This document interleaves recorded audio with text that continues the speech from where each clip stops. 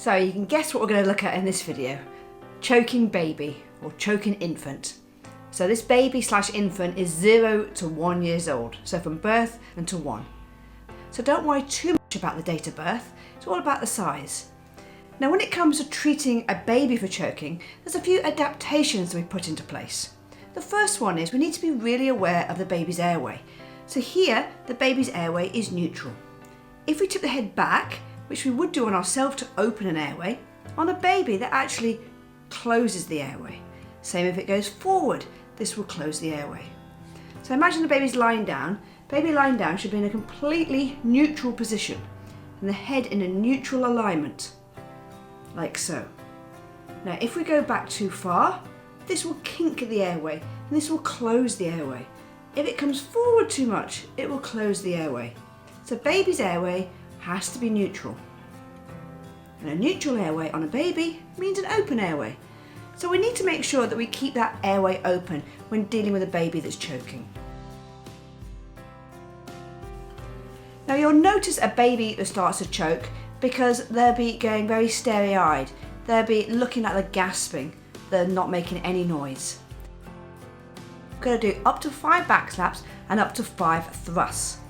The difference with a thrust is actually in line with their nipples. It's not down here in the abdominals like it is on a child and adults. So here on a baby, in line with the nipples, and it's a thrust. So it looks like a compression, but it's not. It's a thrust, okay? So we get baby, and we're going to make sure we keep the airway supported. And I do that by making sure my hand stays here on their jawline to keep the airway in a neutral position. I now also keep the baby's head lower than the bottom. I'm supporting them with my arm. Using the heel of my hand, I'm going to do back slaps. 1, does it come out? No. 2, no.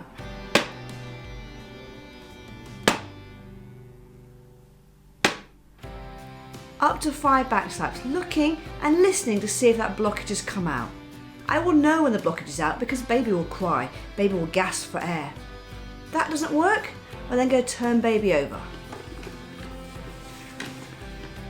Again, I'm supporting the airway in my hand and head is lower than the bottom.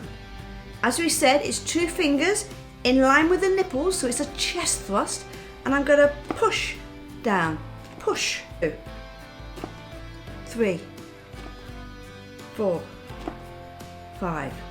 Okay, it's a thrust. So this is a compression, whereas this is a thrust.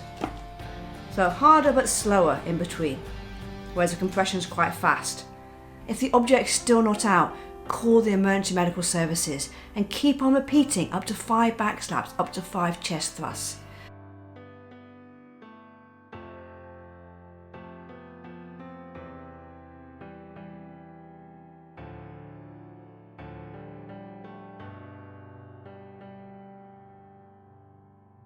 And when you find baby's gone unconscious or kind of unresponsive and flopping your arms, just double check their breathing, and if they're not breathing, that's when you begin CPR.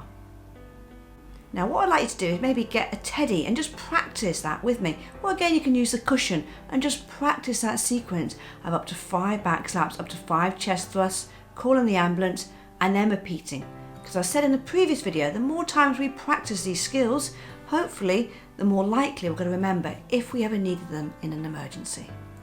Don't forget to hit that subscribe button as well so you don't miss out on any of our videos. And please comment below